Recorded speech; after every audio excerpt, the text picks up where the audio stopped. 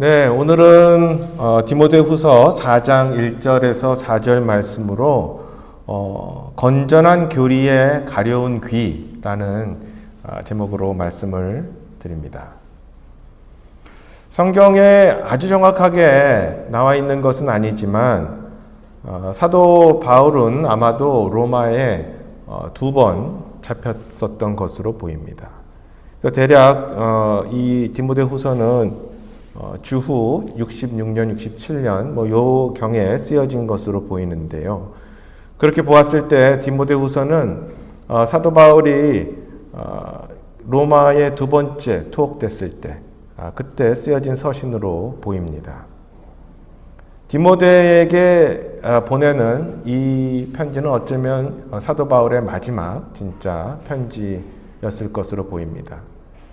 이 서신이 쓰여졌을 때는 그 투옥 상황이 전에 비해서 매우 안 좋았었고 굉장히 열악했었던 것으로 보입니다. 그래서 6절에 보면요, 이렇게 쓰여 있습니다. 이제 내가 내 자신을 헌물로 드릴 준비가 되었고 나의 떠날 때가 가까이 이르렀도다. 아멘.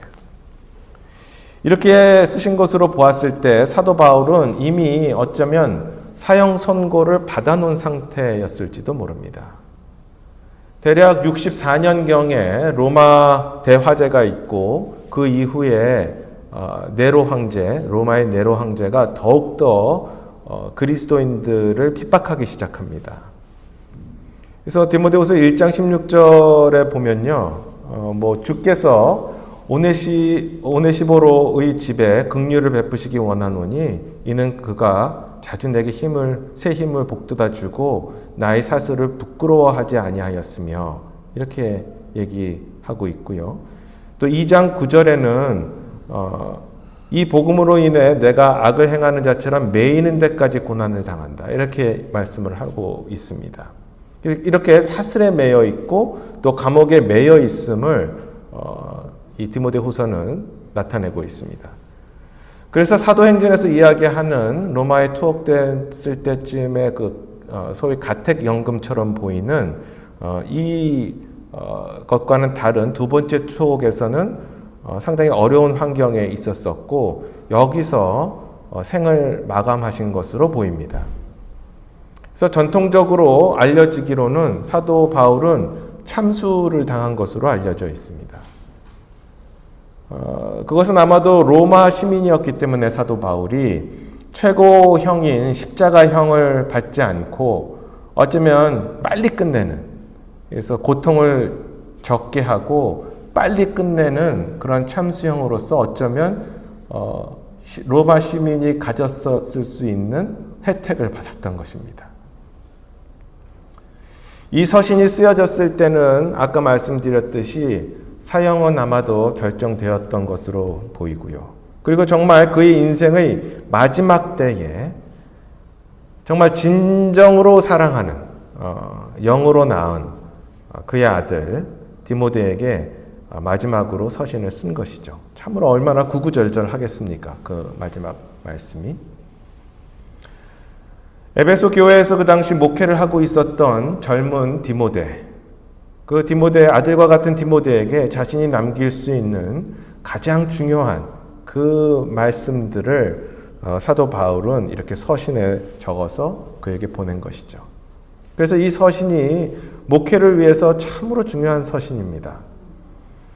그러나 침례교인들 우리는 압니다. 믿고 구원받은 자들은 모두 제사장의 직분을 갖고 있고 그리고 하나님의 자녀로서 참으로 그리스도인으로서 어떻게 살아야 할지를 우리는 알고 있습니다. 그런 관점에서 봤을 때 이 서신은 또한 그리스도인 구원받은 모든 사람들에게 전하는 글이기도 합니다.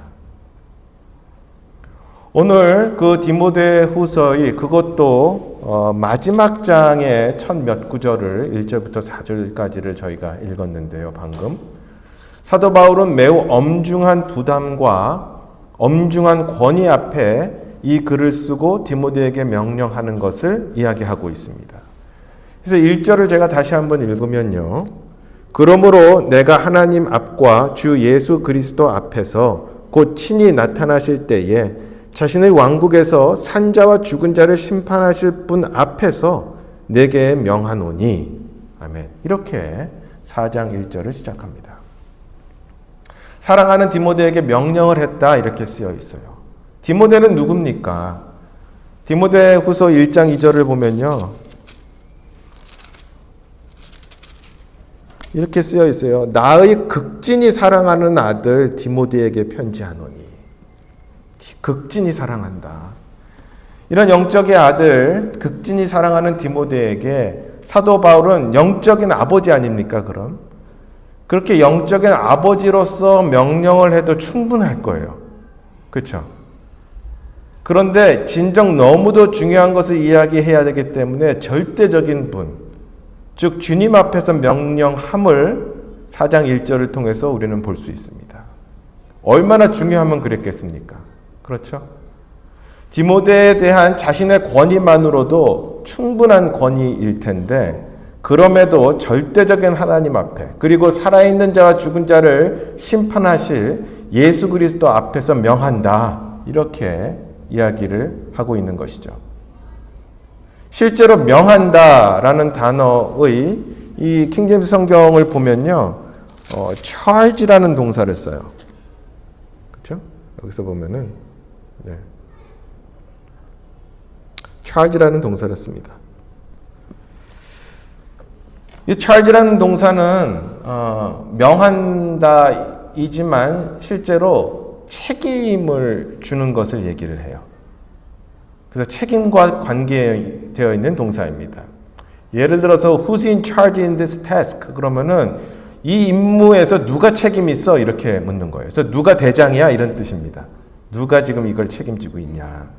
즉 주님 앞에서 분명히 너에게 책임을 알려줄게. 이런 얘기입니다. 그냥 명령이니 이거 들어 이런 것보다도 이게 너의 책임이야, 의무야 이렇게 얘기하는 뜻의 동사인 것입니다. 그래서 그 임무를 이야기합니다. 그런데 그 임무에 대해서 이야기하기 전에 오늘 그리스도인이 앞으로 맞이하게 될 시대, 아니 사실 이미 우리가 마주하고 있는 세상의 현상들을 오늘 읽은 본문에서 이야기하고 있습니다. 3절 4절이죠.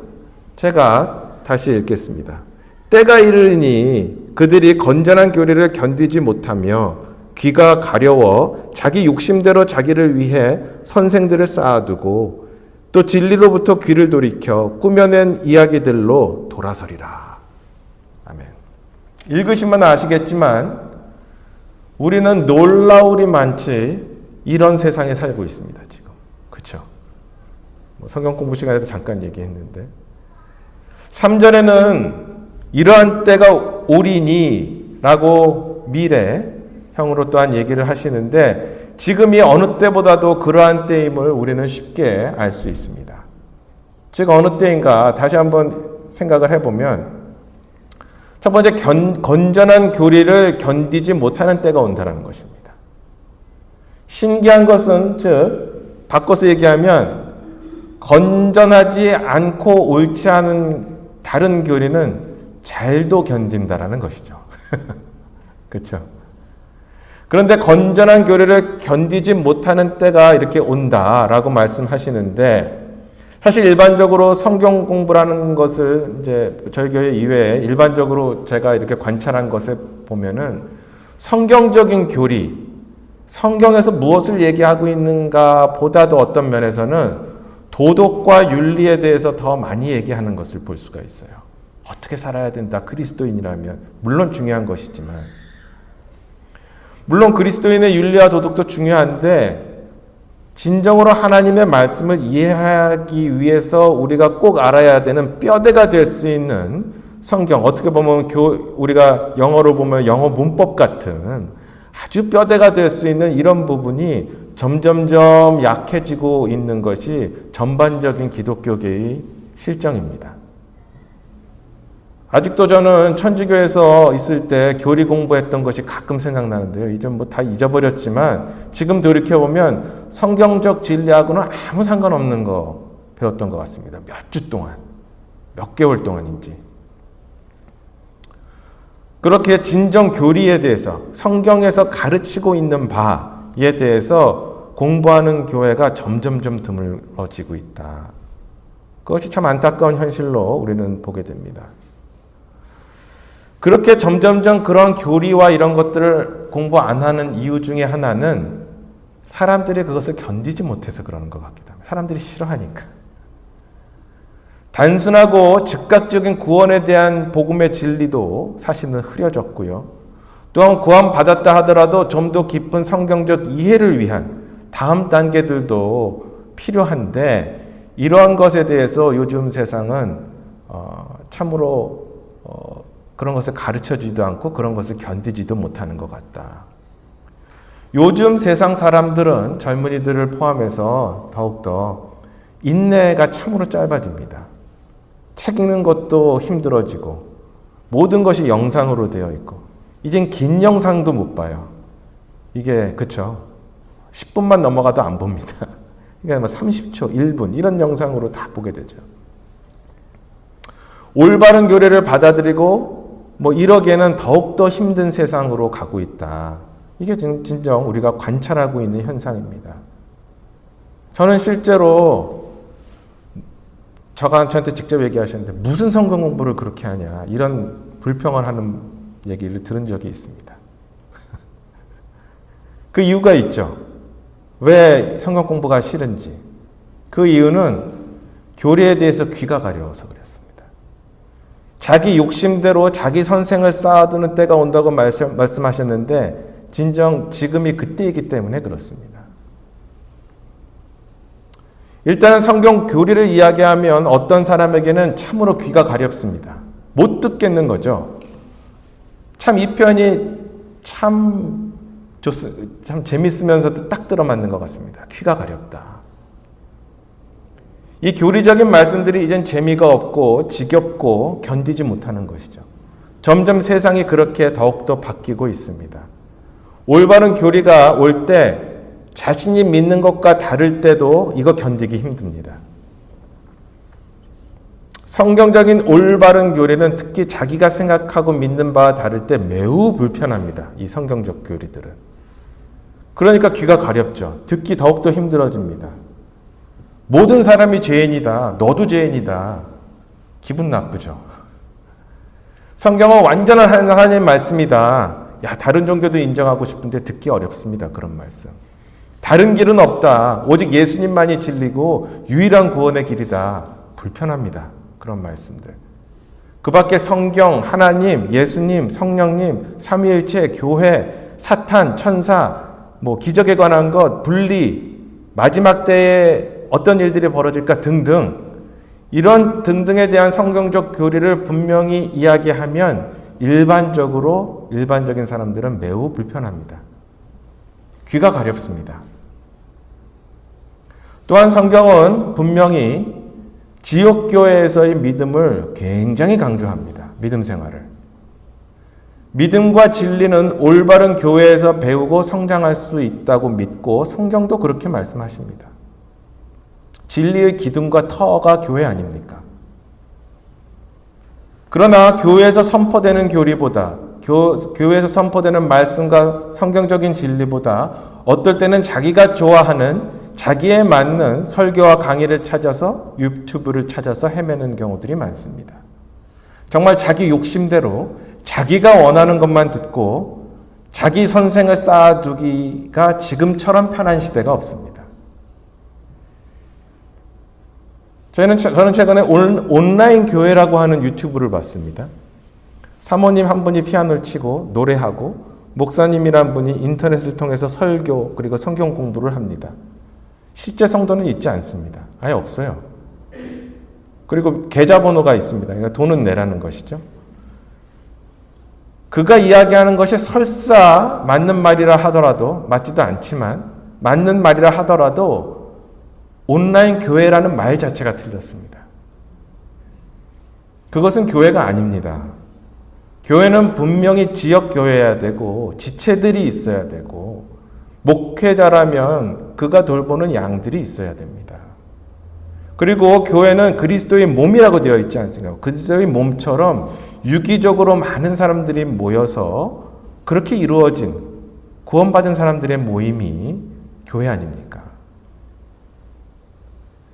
각각 자기에게 맞는 것, 즉 자기 욕심대로 그렇게 자기 선생을 쌓아두고 그것을 듣는 세상이 그렇게 요즘 세상입니다. 너무도 딱 맞죠. 그래서 사실 어떤 세 사람이 교회에 오면서 제가 어느 한국 교회에 있는 교회 사이트를 열심히 보고 공부하는데요. 제가 찾아보니 우리 이 교회가 그 교회하고 비슷한 것 같아서 한번 와봅니다. 라고 말씀하면 반갑고도 고맙고 참 귀하면서도 한편으로는 사실 불안합니다. 왜냐하면 많은 경우 그분들은 이미 자기 욕심대로 이미 선생을 쌓아두고 있었기 때문이에요. 그래서 자기 선생과 정확하게 맞지 않으면 갈등이 일어납니다. 또 그런 경우 교회에 대해서 자신이 연합하여 붙여져야 하는데 교회에 대한 권위에 대한 부분을 못 배웠기 때문에 그 부분을 모릅니다. 그래서 그 순종, 그런 거에 대해서 알지 못해요. 교회의 이해가 없이 이미 자기가 쌓아둔 선생만 갖고 찾아오는 경우들이 있는 것이죠. 참으로 안타까운 일입니다. 세 번째로 진리는 멀어지고 도리어 꾸며낸 이야기들로 사람들이 갈 것이다. 그런 세상이 올 것이다. 이렇게 얘기하고 있습니다. 말씀하고 있습니다. 이어지는 이야기죠. 아까와. 어쩔 수 없이 그러기에 앞서 말씀드린 많은 사람들이 그렇게 진리에서 멀어지고 도리어 옳지 않고 사람들이 만들어낸 잘못된 교리, 잘못된 믿음으로 끌려갈 것이다 라는 것이죠. 설교에서 말씀은 사라지고 자기 이야기, 인생 이야기, 윤리와 도덕 이야기, 웃긴 이야기, 솔깃한 이야기 이런 것들이 팽배하게 됩니다. 설교의 본질이 흐려지는 것이죠. 심지어는 잘못된 교리를 가르치는 것도 허다합니다. D.L. 무디가 설교 중에 이런 얘기를 한 적이 있어요. 몇 년 전에 런던에서 놀라운 그림 하나가 전시된 적이 있어서 보러 갔습니다. 멀리서 보았을 때 수도사 한 명이 두 손을 모으고 머리를 숙인 채 이렇게 기도하는 모습의 그림이었습니다. 참으로 경건하고 무게 있는 그런 그림이었죠. 그런데 가까이 다가가서 그림을 자세히 살펴보니 사실은 그는 레몬을 짜서 그릇에 담고 있었습니다. 레몬을 짜고 있었던 거예요. 꾸며낸 이야기에 조심해야 됩니다. 멀리서 보면 그럴듯하지만 가까이서 보면 성경 말씀에 비춰봤을 때 그릇된 경우들이 굉장히 많다. 성경적이지 않은 그러한 교리에 참으로 조심해야 됩니다. 엉터리들이 정말 난무합니다. 그래서 성경적인 올바른 진리 위에서 흔들리지 말아야 된다. 지금 세상은 정확히 정말 사도 바울이 경고한 그러한 세상에 있는 것 같습니다. 이러한 세상에 살면서 우리는 무엇을 해야 하는가 이런 때일수록 사도 바울은 앞서 말씀드린 바와 같이 하나님과 심판자 예수 그리스도 앞에서 디모데에게 그의 책임에 대해서 얘기합니다. 그것은 곧 우리의 책임이기도 합니다. 2절에 다시 한번 읽어보면 말씀을 선포하라. 때에 맞든지 맞지 아니하든지 긴급히 하라. 모든 오래 참음과 교리로 책망하고 꾸짖고 권면하라. 아멘. 크게 두 가지로 이 말씀을 나눠서 보면 첫 번째는 말씀을 선포하라 라는 것입니다. 우리 교회는 분명 올바른 말씀과 그 말씀의 교리를 정확히 배우고 있다고 믿습니다. 정말 제가 바라는 것은 그 올바른 교리 위에 올바른 성경 말씀으로 단단히 우리의 믿음이 세워지고 모든 성도들이 단단히 세워져서 말씀이 강한 모든 성도들이 믿음이 강한 심지가 말씀으로 굳은 그런 성도들이 되길 그런 교회가 되기를 바랍니다. 그 말씀을 정말 이제 세상에서 심어지는 심지어는 교회에서도 듣기 힘든 그 진리의 말씀이 이 교회를 통해서 또 여러분들을 통해서 선포되어야 되는 것이죠. 적어도 우리는 올바른 복음은 적어도 전해야 되는 겁니다. 각자가. 그런데 이 말씀을 선포하는데 어떻게 해야 되느냐? 긴급히 하라고 얘기하십니다. 긴급히 하라. 긴급히 하라는 것에 또 한 조건이 또 있는데 때에 맞든지 안 맞든지 그렇게 얘기하십니다. 때에 맞든지 안 맞든지 긴급히 말씀을 선포하라. 이 얘기죠. 이는 우리에게 시간이 얼마 없기 때문입니다. 우리 각각의 인생이 짧기 때문에 그렇기도 하고 예수 그리스도의 다시 오심이 언제 오실지 모르기 때문에 그러기도 하고 그리고 구원받지 않은 자들의 인생 또한 그들이 복음을 들을 수 있는 기회가 매우 짧기 때문에 그렇습니다. 얼마 전 지금 집사님도 설명하셨던 바와 같이 우리 전도지를 만들었죠. 뒷면에는 로마서의 길이 있습니다. 그렇죠? 그래서 성경 말씀을 통해 사람들을 구원으로 이끄는 복음의 길이 제시되어 있습니다. 모든 사람이 죄인이라는 구원받기 전의 상태가 있고 죄의 대가는 사망이지만 영원한 생명을 제시하는 예수 그리스도. 예수 그리스도의 우리를 대신하신 그 대속적인 죽음. 그리고 예수 그리스도의 보혈로 우리 죄를 씻으신 것. 예수 그리스도로 우리를 죄와 영원한 사망 가운데서 구원하신다라는 예수 그리스도를 구세주로 믿는 것. 그래서 영원히 정죄함이 없이 하나님의 자녀로 거듭나는 그 구원의 과정이 짧게 그렇게 쓰여져 있습니다. 때로는 말하기가 힘들 때가 있는데 기회가 될 때마다 전도지를 그냥 주시기 바랍니다. 그분들이 버리셔도 괜찮으니 꼭 주실 수 있는 기회가 되면 주시기 바랍니다. 두 번째로 책망하고 꾸짖고 권면하라고 말씀하십니다. 그 책망하고 꾸짖고 권면하는 데 있어서 그 방법이 하나 있는데 그것은 무엇이었냐 하면 인내와 교리로 하라 이렇게 되어 있습니다. 사실 꾸짖고 권면하는 것처럼 어려운 것이 없습니다. 그래서 인내로 기다리고 인내로 때를 보면서 인내로 말씀으로 또한 준비하고 인내로 말씀을 전해야 됩니다. 올바른 교리로 여러분과 저가 무장되어 있다면 그들을 막 혼내고 괜히 높은 사람이 아랫사람 하대하듯 이렇게 하라는 얘기가 아니고 주의 옳은 말씀을 그냥 일단 전하면 되는 것입니다. 옳은 말씀을 전하면. 성경 구절을 특별한 설명 없이 같이 읽을 수도 있습니다.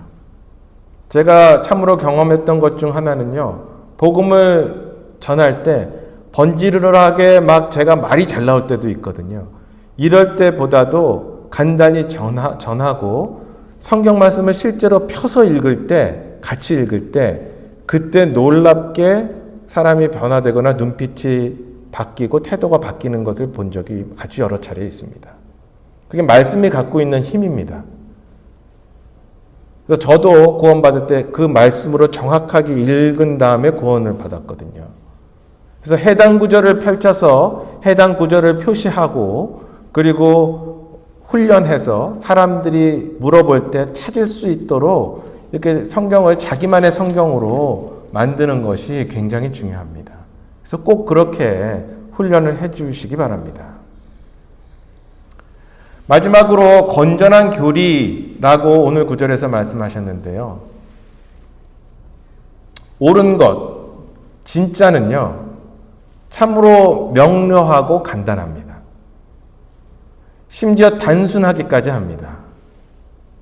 물론 간단함을 깊이 들어가면은 거기에선 깊이 들어갈수록 들어갈 수 있지만 진리 자체는 항상 아주 단순합니다.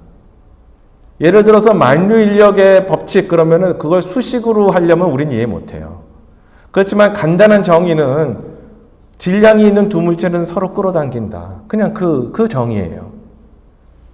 굉장히 간단하죠. 성경적인 구원의 복음은 예를 들어서 굉장히 간단합니다. 명료하고.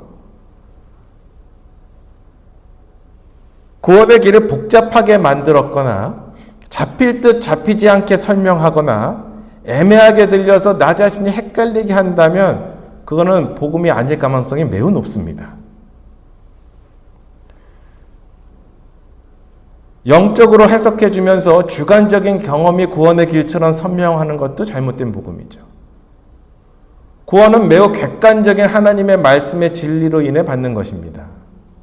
결코 주관적인 경험으로 받는 것이 아니죠. 저는 얼마 전 유명한 목사님인데요. 그분이 이렇게 얘기하는 거 듣고 깜짝 놀랐어요. 구원에 대한 확신은 애매하다.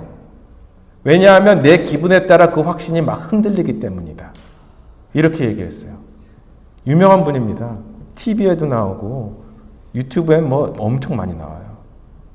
아주 깜짝 놀랐어요. 그것은 그의 구원이 주관적이기 때문에 그래요. 구원의 확신이 흔들린다면 우리는 복음을 말씀하시는 성경 구절을 다시 가서 찾아보고 이걸 내가 믿는지 확인하면 됩니다. 우리의 믿음은 하나님의 말씀에 근거해야 됩니다. 객관적인 하나님, 흔들리지 않는 말씀, 그것을 믿는 것 이외에 어떤 더 확실함을 필요로 합니까? 경험적인 이러한 내 감정은 내 믿음을 결코 붙들지 못합니다. 진리는 명료하고 단순합니다. 복음 이외에 일반적인 성경적인 교리들도 사실 성경에 나와 있는 문자 그대로 그것을 받아들이면 대부분의 교리가 매우 간단하고 명료합니다. 군더더기가 없어요, 사실. 소위 딱 들어맞게 군더더기가 없이 명료합니다. 오름에서 벗어나고 항상 인간의 것이 더해질 때 애매해지고 복잡해지고 어려워지고 잡힐 듯 잡히지 않는 것으로 가게 됩니다. 몇 차례 말씀드린 적이 있지만 다른 교회들의 웹사이트를 들어가 보면요. 그들이 무엇을 믿고 있는지 정확하게 언급되어 있는 적을 저는 본 적이 거의 없습니다. 저희 같은 믿음을 갖고 있는 교회 이외의 교회들을 보면. 그래서 정확하게 그분들이 그 교회가 무엇을 믿고 있는지 알지 못해요. 많은 경우 이렇게 얘기합니다. 우리는 복음을 전하는 교회입니다. 우리는 선교를 하는 교회입니다. 우리는 공동체를 위한 교회입니다.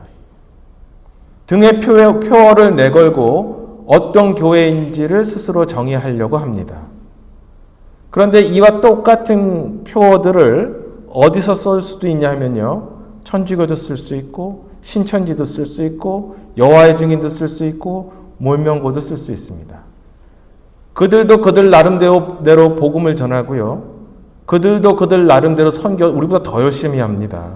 밖에 맨날 서 있는 여호와의 증인들 2명씩 서 있지 않습니까? 그들도 공동체를 위한 교회라고 이야기합니다. 하나님은 결코 혼돈의 하나님이 아닙니다. 우리 교회 웹사이트에 가면 우리가 믿는 바가 간결하게 12가지로 정리되어 있습니다. 성경 공부도 깊이 한 적이 있었죠. 이 12가지에 대해서 천주교나 신천지나 몰몬이나 여호와의 증인이나 그 밖에 여러 다른 이단이나 사입이나 그런 교회들은 다른 데들은 결코 우리가 믿는 12가지를 그들 웹사이트에 쓰지 못합니다. 믿지 않기 때문이죠. 그렇게 12가지 그 자체는 매우 명료합니다. 단순하고요. 성경 그대로 그냥 인용해서 썼기 때문이죠. 말만 리프레이즈를 해갖고. 누군가 여러분에게 우리 교회가 뭘 믿는가, 우리 교회 어떤 교회야? 라고 물어보시면 우리 웹사이트에 가셔서 우리의 믿음만 이렇게 보여주시면 됩니다. 그럼 그게 우리가 믿는 바예요. 한 예를 들어서 일반 교회들에서 예입니다. 많이들 여러 직함이 있지 않습니까? 권사, 권찰, 순장, 전도사 엄청 많습니다. 그렇죠? 그러나 성경에는 분명히 목사와 집사만이 교회에 있음을 얘기하잖아요. 다 아시다시피. 성경을 찾으면 감독과 장로와 목사가 한 사람, 한 직분임을 나타냄을 쉽게 찾을 수 있습니다. 그 두 직분 모두가 성경에는 한 아내의 남편이라고 되어 있습니다. 그러니 결혼한 남자여야만 되는 것이죠. 그냥 단순히 그 성경 말씀을 믿고 그냥 그것을 행하면 됩니다. 얼마나 단순합니까? 다툴 일도 없고요. 다른 교회에 다 그 권사님이 있는데 우리도 좀 있어야 되지 않겠습니까? 누군가 제시했을 때 목사님이 예를 들어서 우리 다 같이 기도해보고 사무회를 거쳐서 한번 생각해 봅시다. 이럴 이야기가 아닌 것이죠. 이건 기도할 것도 아닙니다. 이미 너무나 명료하게 성경에 나와 있는 것이죠.